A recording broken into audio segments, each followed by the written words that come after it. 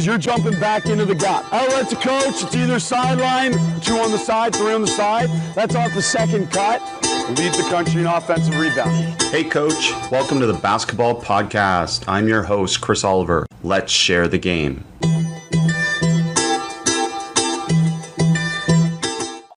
Before we get started with this week's podcast, I wanted to let you know that access is now open to the Basketball Immersion Platinum Collective Mastermind.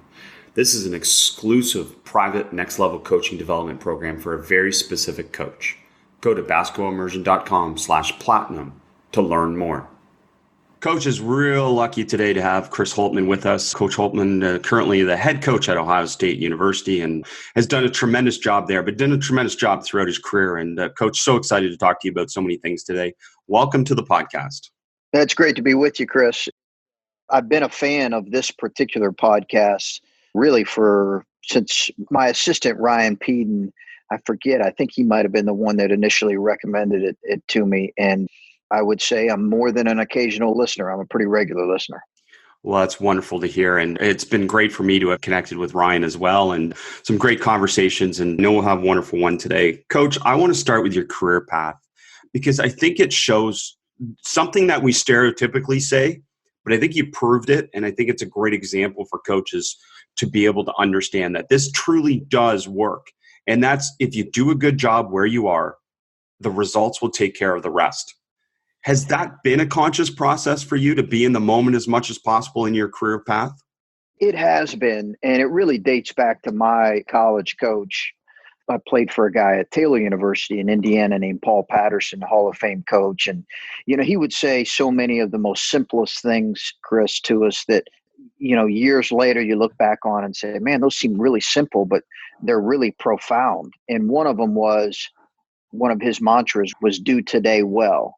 And he would say it over and over, do today well. And he would talk to us a little bit about what that meant, doing today well, and kind of break it down for us as players and, at that time as students.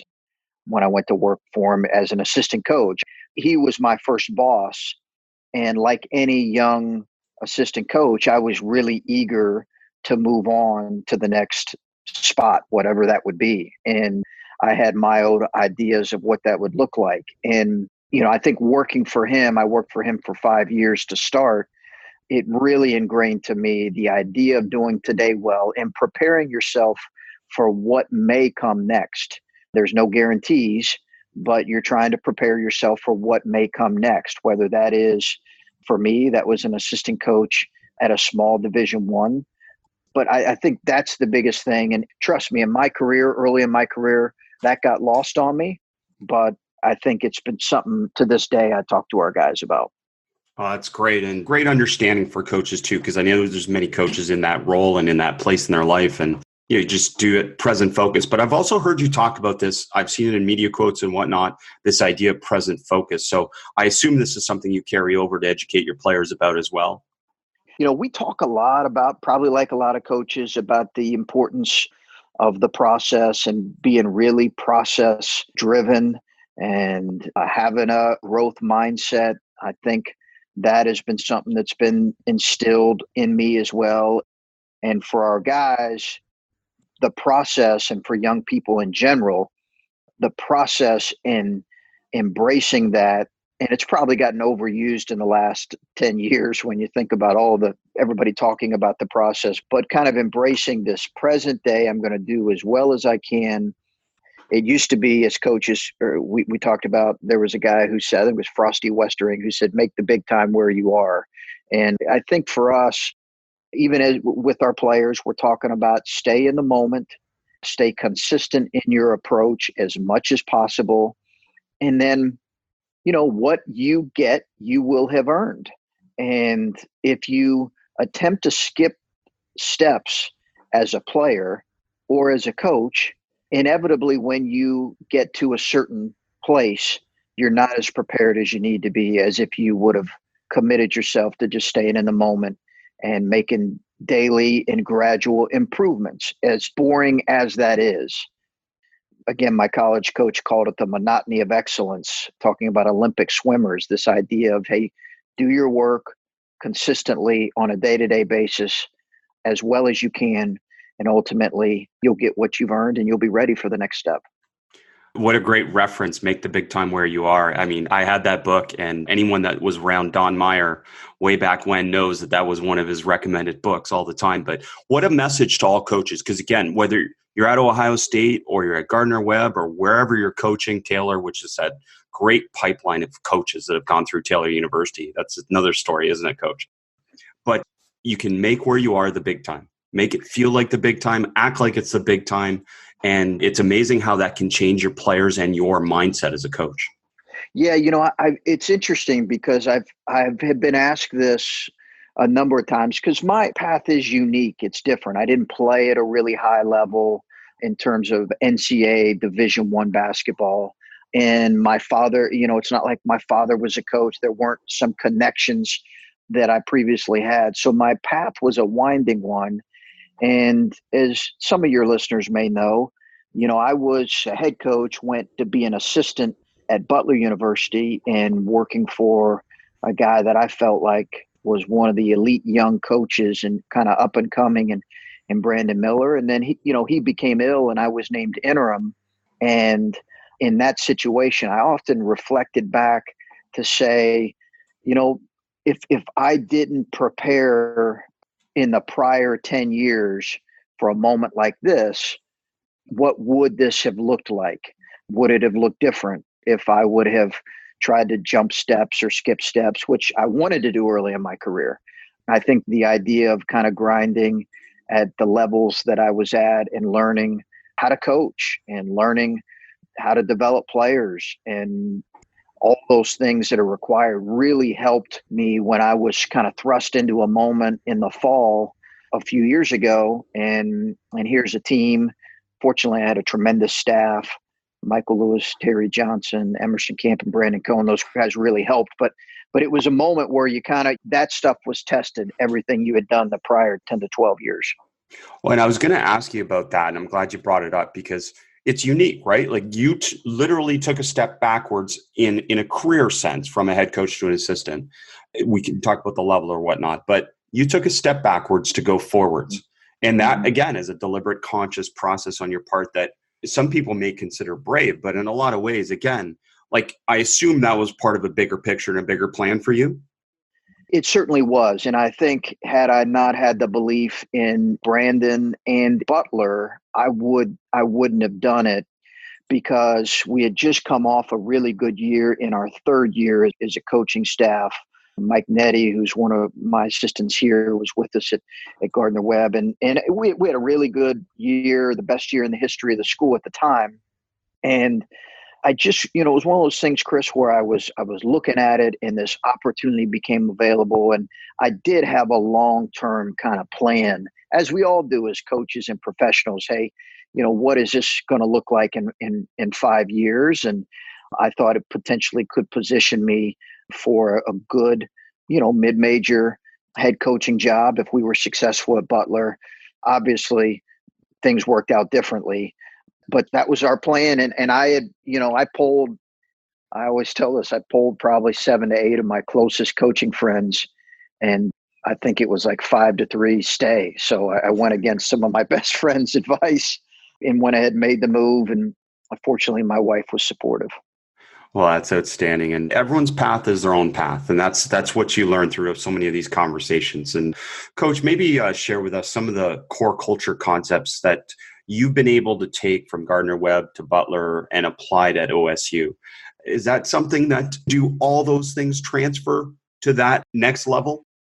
I believe they do. I'm a big believer in, I think culture is overused, as we all probably would admit today in terms of how it's used. And I've tried to, in every job I've gotten, I've tried to really refrain from saying anything along the lines of we're going to change the culture. Because in a lot of ways, right, we don't know what the culture was on a day-to-day basis in previous situation. So I've been really fortunate that I think I've been able to observe people do it really well and do it in their own way, and yet have really consistent and similar belief system on how they want to run their program. And I think my Butler experience was really good. Barry Collier's the current AD. at Butler University. He's a phenomenal athletic director, for one. And he really was the originator of the Butler way and this idea of a specific way of playing. And he's mentored so many of the coaches that have come through there. So a lot of what I've thought about as a coach, we started when we were at Gardner-Webb in terms of, hey, this is some core values that we're going to have in our program. We're not going to deviate from them. We talk a lot about honesty and accountability and humility and selflessness and thankfulness and toughness. And those are things that we've really taken from other programs. And then some we just kind of believe that are really important to how we want to run our program. And it's something we try to talk about on a regular basis with our guys. It's something we try to have in every coach's office as a reminder that this is what we want to be about. And then there's some specifics as well in terms of how we want to play that we talk about regularly as well. And what are some of those specifics, Coach, if you don't mind sharing? What are some of the things that are, I mean, again, maybe an overused word, the non-negotiables? What are some of those things? Yeah. I think for us, we talk about really 4 things as much as possible. We want to dominate effort plays. We want to win the effort battle as much as possible. We want to be a great teammate, and that encompasses a lot of things in how we play and how we're going to go about playing. We want to try as much as possible to set the rules of the game in terms of our approach, our toughness, and how we attack. And then, we want to play with an edge. And I think our best teams have been able to consistently do. You're not going to win every effort play or dominate effort plays in every game, but I think as much as possible, those are the things we're trying to preach to our guys. And in terms of a general way that we want to go about playing. No, that's great. Coach, something that's come through more and more in a lot of conversations I've had with collegiate coaches at all levels, not just Division I, is this importance of being able to not just secure transfers, but be able to help transfers. And I know you've had some success with that. And can we maybe talk a little bit about how do you help a player turn around their situation? Let's talk about a player that's coming to you to try and improve their situation. We have, Chris, I think our staff we've had a good amount of success with transfers, and it's so much a part of our game in the States right now, as we know. This is, for some reason, any coach here in the States resist it, you're only hurting yourself, right? Because it's so much a part of our culture and our game and their player movement and player mobility. It happens. So I think for us, we've been really open to going down that road and specifically recruiting. And there's been a couple different reasons why. One, I think in today's game, it does stabilize your roster to a certain degree. And because in most cases they have to sit out a year. So it can stabilize your roster. We know, secondly, that old wins a lot in college basketball. You look at any team that makes deep runs with older teams. The guys that I think I have been drawn to have been, and then we probably had the most success with, Chris, have been guys that have kind of been looking to prove something. And maybe they've been beat around because their team has struggled or they're coming off a bad year. But teams that say, hey, listen, I just want to be a part of a team that wins, gets to the NCAA tournament, has a chance to advance. Like, that is really, really important to me. Obviously, they have some individual goals in terms of playing professionally that we totally understand. But I've just found that those guys have worked out really, really well for us. And what are some specific things that you've done to bring them quicker into the fold or to, engage them in ways that make them a part of your program? Because again, clearly they come in, you wouldn't recruit them as transfers if they weren't talented. So in some cases they're coming in, they're taking players' positions, they're taking obviously opportunities away from other players, but also they may have, as you said, some baggage. So what are some practical things that you do that may be different with transfers versus regular freshmen? Well, the benefit you have with transfers is you have so much data that is comparable. And whether you're taking a high major, mid major, low major, a Division I transfer, or just even a college transfer that might have played it in another country, you have data where they are playing against comparable competition. So you get a real idea of strengths and weaknesses, as well as what we do is, we try to have really honest conversations with their previous coaching staffs. And sometimes that is not always, pleasant to hear, because in some ways, when you coach someone for 2 or 3 years, and if they leave your program, it's not always on the best of terms. But we try to do our due diligence, Chris, in terms of understanding why they might have struggled in that environment, or in some cases, why the coach might have struggled coaching them, because I think it really helps us as we coach the young man for 1, 2, or a couple years. And as we gather that information, we try to have really, really honest conversations with the player.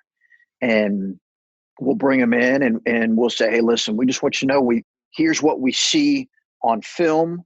And then as we did our due diligence and talk with some of your former coaches, here's some things that we've learned that just, I think, it'd be important for you to be aware of, so that you don't let this limit you here at Ohio State or Butler or wherever we were. I just think there's a maturity that comes from young men who are willing to look at their situations and say, you know what, maybe it didn't work out there, and maybe it was, partly my fault. And how can I be different in this situation? Again, shifting gears, but on the same topic, then, what are some best practices you have found to deal with conflict with players? Because I don't think we've talked about this on the podcast before. And I think it's such an important part of coaching, even though, again, on the outside, everything looks great. We know as coaches that we always have to deal with conflict on a daily basis. So can you talk about some of the best practices you've found?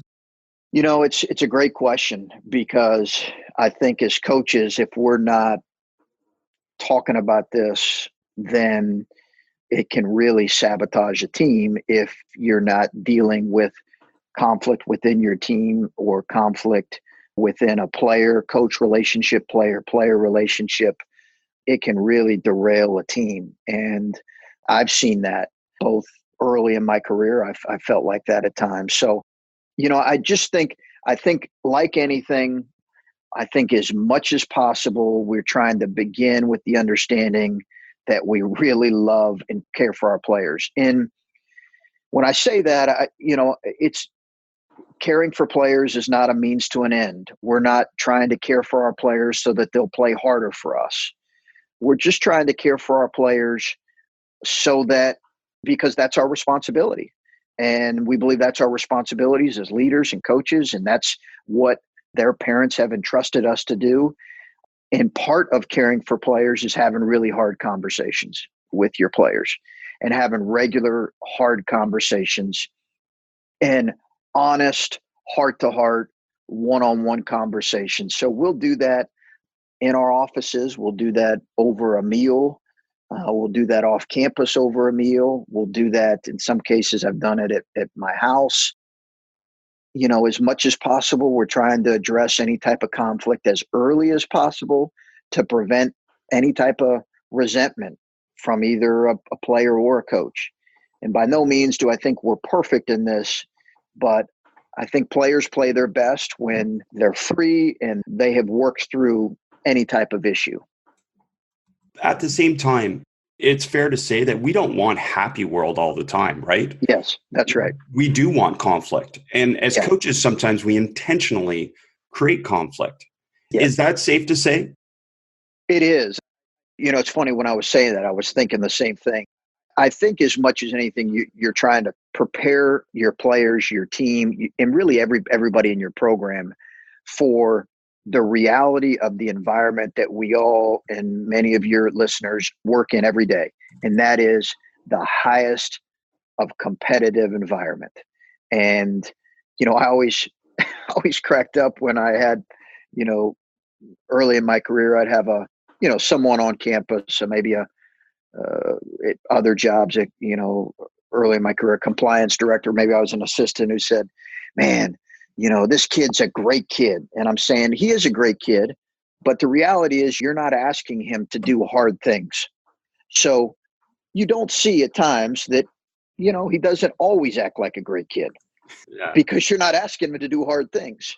We are asking him to do hard things, or you'd share an example and that somebody on campus would say, man, I've never had that experience. He's always been great to me.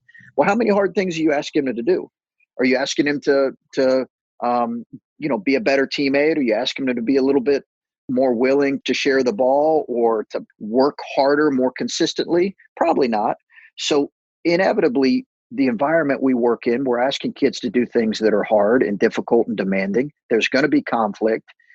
And as you said, I think there is a real healthy part of that and the reality. But I also think there are times where obviously things need to be addressed.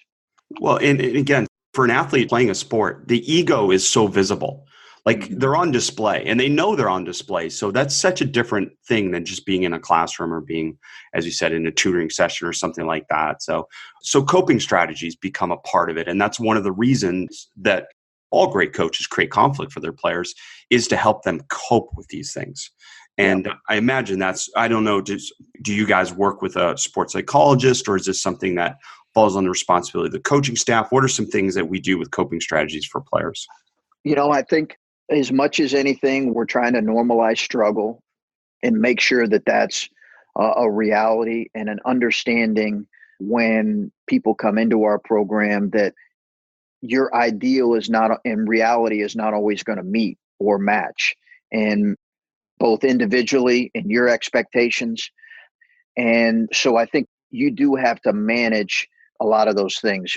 Here at Ohio State, we have been fortunate that we do have an incredible, we've just increased, as a matter of fact, our sports psychology department and the resources that are available for our players.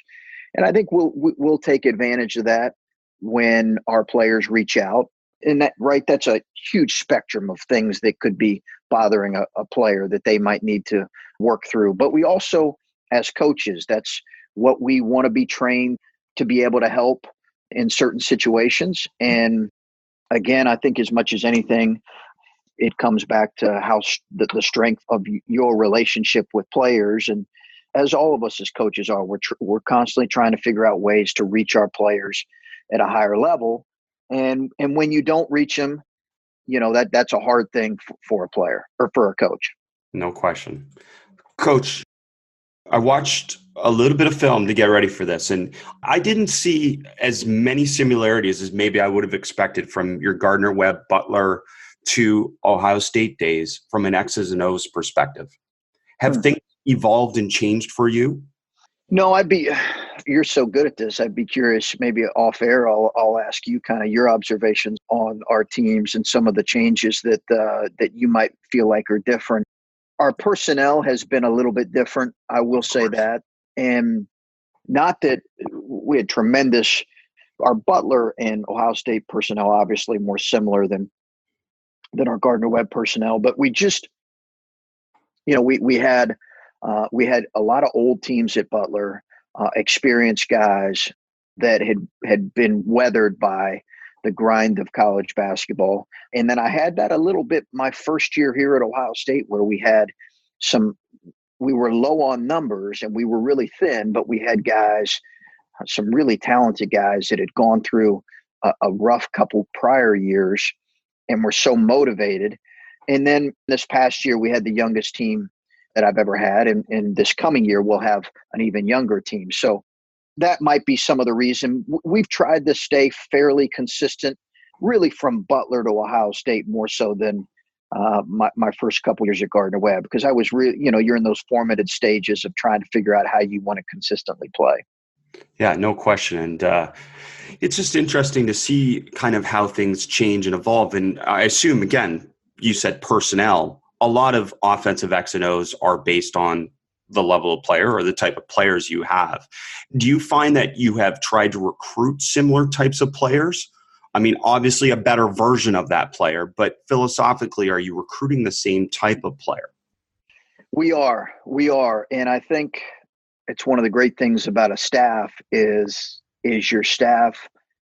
I think we've tried to be really consistent in terms of who we're trying to recruit, but your staff will also have a natural bent in terms of how they would like to field a team, and they bring that into their own kind of thoughts on how strongly they feel about a specific player. One guy on your staff might value skill and shooting more than another guy who might value, some length or toughness or whatever the case may be. So, we've really tried to look at that, but we have been tried to be as consistent as possible with guys that we feel like fit. And, we are looking for skill. We are looking for feel and IQ and an understanding of how to play. And we're looking for guys who are interested in playing a part of a team environment and that value that part of it. We can get into more specifics in more detail, but that's kind of on face value what we're looking for. Yeah, that's good. And maybe again, just from the outside looking in, it seems like your teams play really good basketball near the end of the season. And it's always been a process in my communication to our players that everything we're doing, we're going to be better at the end than we are at the beginning.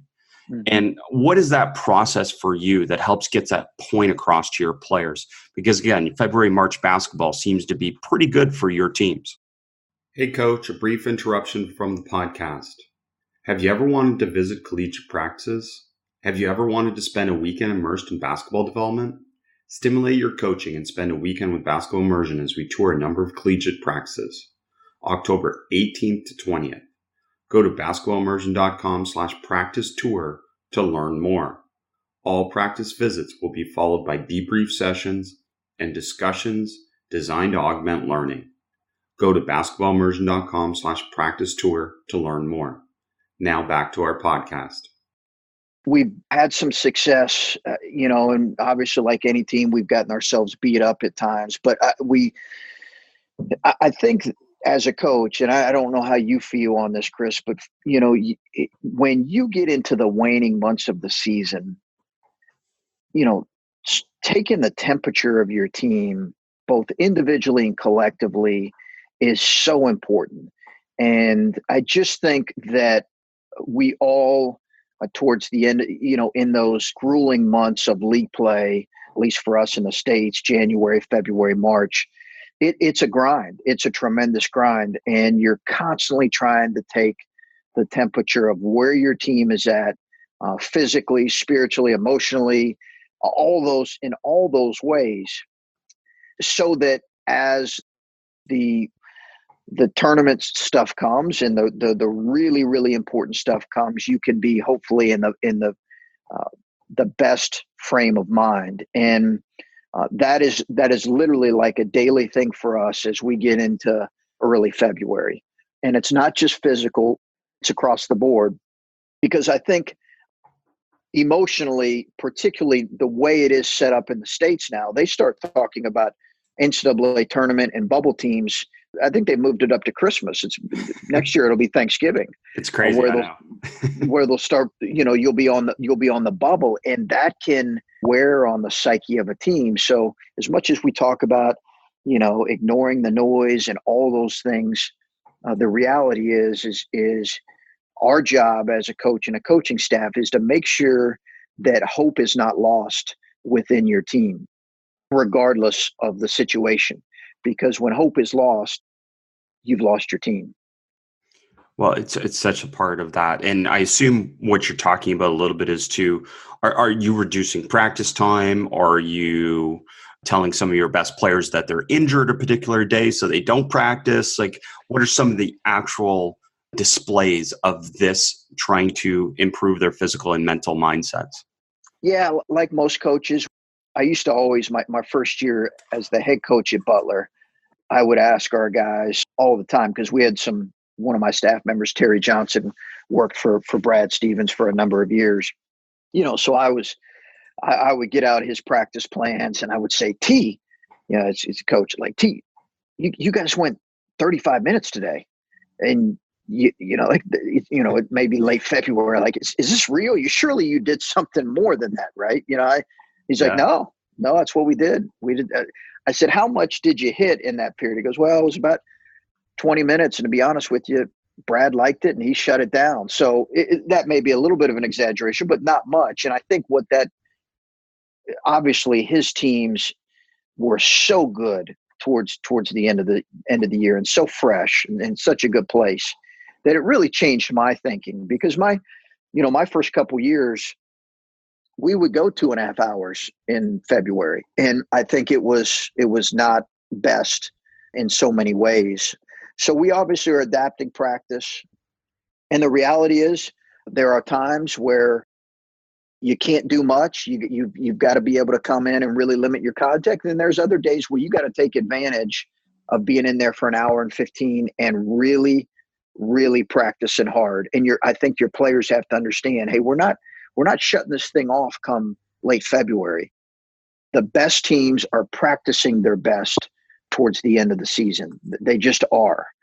And while it's limited in time, their attention to detail, their effort is the very best in February and March. Well, and I imagine in your situation that practice becomes more specific at that time of year. And I don't think coaches get that at that time of year, you can get more specific, meaning you can do more 5-on-5. And when you do 5-on-5, you can do it shorter, because what matters is the intensity. It doesn't matter the duration as much. And that's just general peaking and tapering stuff. But is that what your practices look like as you get closer to the end of the year? More 5-on-5, less fluff, and more direct in terms of scout and all this different stuff that happens? Absolutely. Yeah, absolutely. It's a lot more of that. It's a lot more tweaking that goes on. It certainly is more 5-on-5. It's less, you just, right, you're stopping and teaching probably less than you do early in the season when it's you're doing drill work and stations and you're really breaking down all that stuff most of that stuff should have been covered in November or in October and November. But at the same time, I think, again, our best teams, the best teams that I've had the privilege of coaching, really have had some of their best practices later in the year. And I always, like any of us do, that's the responsibility in so many ways of the head coach and then the leadership on your team. And we all want player-led teams as much as possible. And some of us have been really blessed to have terrific player-led teams. And then other times it's been a scenario where the coach is needed to dictate things more than other years. And a lot of that comes in play when you're talking about the tempo and the energy in a practice. So that's probably as long-winded as you want me to get on that. That's great. No, I think coaches have to understand that. I mean, the specificity of training as the year goes on, get deeper and more specifics, but it allows you to go shorter. So I think it's such an important part. Coach, when we talk about, which is a popular topic nowadays, I want to get your philosophy on this. What do you run behind what you run? So what is happening at Ohio State right now after you run your sets or you're in transition? Mm-hmm. What are you flowing into? Is it concepts? Is it a ball screen continuity? What are some different things that are happening? It's a great question. And it's the $1 million question for us right now, Chris. It's something that we've talked about as a staff a lot here in the off season, because up until last year, we had been really for the prior 4 years, a really efficient offense in many ways when you look at statistical measures. And I don't think I did a very good job last year in terms of our offense and the way our offense needed to be. It took a step back from certainly prior years. So I have looked at that. And anytime you have a difficult year on a certain end of the floor, defensively or offensively, right? You have to make sure that you're not overcorrecting. And because I think overreaction can lead to overcorrection. And so I don't want to do that, but I do think we've looked at everything we have a variety of things we're looking at potentially doing this year, but our play after the play, you called it, what did you call it? Run behind what you run. Yeah, I like that way. But, for us has been really a ball screen motion, but It's been different in different years, Chris, and I think if we can get our team older and in some ways smarter when it comes to understanding how to play, there'll be a lot more freedom.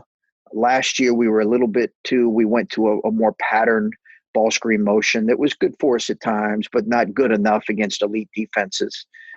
But that has really been good for us. And then we also have done, you and I are both a huge fan of Rick Byrd and his work and his mind. So I've looked at their, 4-round motion as well. And we've done a very simplistic version of that as well at times, because we have a really good interior threat, a young man named Caleb Wesson. So we've done both of those things. We've also looked at doing, something different this year. So time will tell how much will change. Well, I look forward to watching and seeing. And I mean, the question of concepts or automatics or continuities or different things is something that coaches, I mean, again, like I think it's something that's become a heightened awareness for coaches is how many unstructured moments there are, and then how much you want to leave that up to your players in terms of their decision making and their application of the things that you teach on a daily basis. So giving them a structure like you're talking about helps them make better decisions. But as you said too, sometimes it makes them a little too predictable. So yes, there's got to be a blend of that. So I'm fascinated to see how you guys move forward this year with that, Coach. Yeah, I did. Oh, sorry. Go ahead. No. I just to follow up on that. I think for us, the hardest things for us to be able to guard, there are certainly teams that execute exceptionally well. A team in our league, Michigan State, in the half court is going to run a set and then probably another set, and they're going to really execute well. Their screening, their timing is exceptional. But I also think, as much as anything, what we've tried to do this summer is teach basic concepts within how we want to play. And then I always admire guys who put their whole offense in the summer. And I'm like, man, I'm not even sure I know yet absolutely what I want to run with our specific team, because obviously your personnel changes. But we have tried to really hone in on some concepts of how we want to play.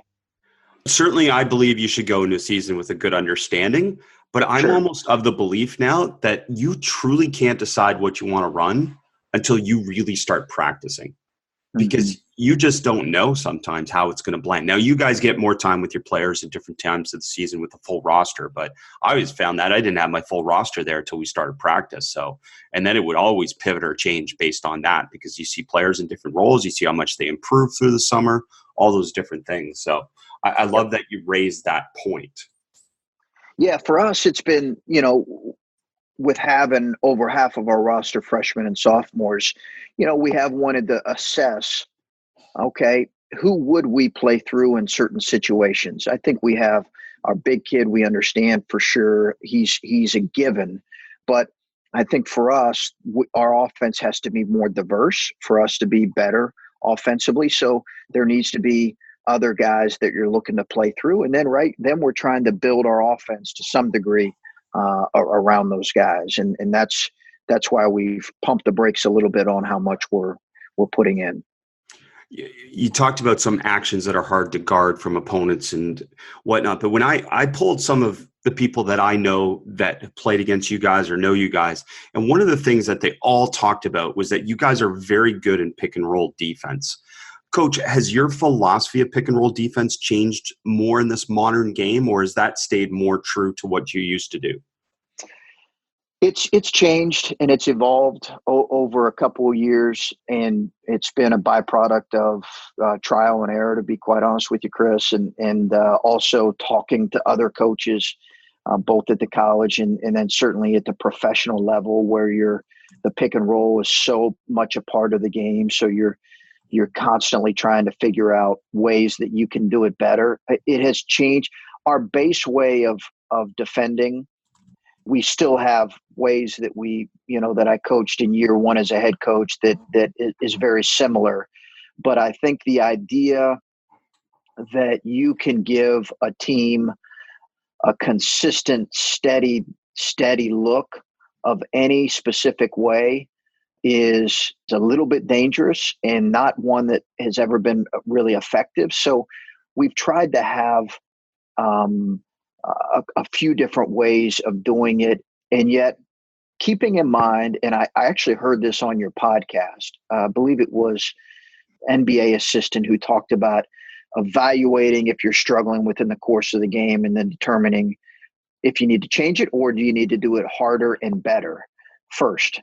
And I think that's always a delicate balance for coaches within the game. And I think it's one of the things that have made elite defenses like Virginia so good is they'll certainly change. We played them in the NCAA tournament. They'll adapt and they'll change, but they're also not letting their players off the hook with changing too much. And I think that's a really fine line, even when you talk specifically about pick and roll defense. Well, and I imagine what you're saying is that you have a blend of you have what, for lack of a better word, a soft pick and roll coverage, but then you have a more aggressive pick and roll coverage, which may be your change of pace. Is that kind of what we're talking about? You have an A, B, and C. I mean, I believe that actually was a Brad Stevens terminology. So I don't know if you stole it from there too. They have an A, B, and C. Well, I've stole as much as I could in my 3 years. That's for sure. Yeah, that's exactly right. I think we have kind of a 3, maybe 4 ways in which we'll cover it. It's obviously it also changes on, I don't want to get too specific, but where it's at on the floor can change for us as it does for most coaches. The type of pick and roll it is will change our coverage. And then the ability to potentially just give a different look out of a timeout. But yeah, we really try to practice 3 or 4 ways. And really last year, we added an additional way, and it was pretty effective for us. But I just think every day, like many of your listeners, we have a ball screen gauntlet we're going through. We're making sure they understand all the different ways in which we're guarding every ball screen that could come up. Well, and also about how you're going to attack those ball screen coverages. Yes. And, that's the one maybe argument against having just one way nowadays is that you don't prepare your players as much because, as you said, you're going to play against ball screen. You know that. So preparing your players to play against it is just as important as preparing to defend it in a lot of ways. Yeah, no question. And I think your players, that they want to know that you have an answer to how a team may adjust to your coverage. And again, sometimes the answer is, hey, do it better, play it more, be more connected, defend harder. But I think there does need to be some adjustment. And obviously the NBA has had a lot of influence in terms of how they play, whether it's an ice or so many of the teams now switching and doing a great job of switching, and then what all that looks like once you're switching. So we tried to, our game's different, and we've not tried to incorporate everything, but we've certainly gotten good feedback from guys that have done it well. You said something that I absolutely loved, and I don't think it's said enough. And that's what I love, some of these authentic moments from people like you, Coach. But you said trial and error. And that is such an important part of the coaching process. But, from a media, from a fan perspective, we're supposed to always act like we've got all the answers right away.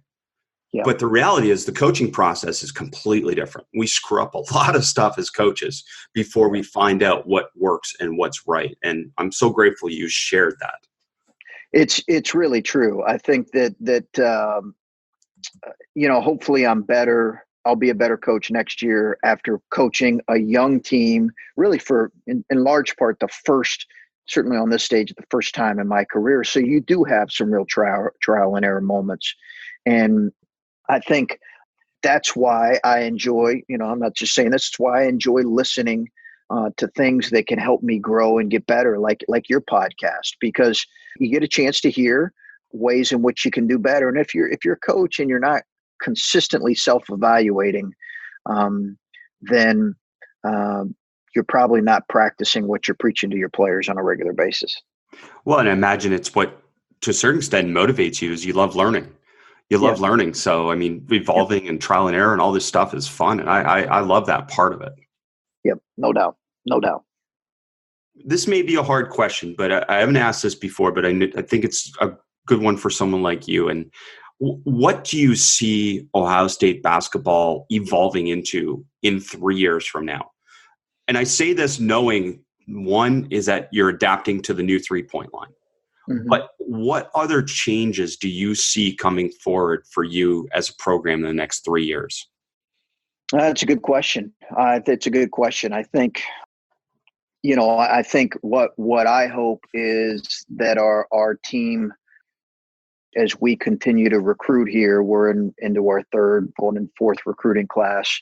It grows and looks more like we want to play consistently. And I think that's, in terms of the specifics of what it's going to look like, I think as much as anything, many of us now, Chris, are looking for multi-positional defensive and offensive players, positionless defensive players and positionless offensive players.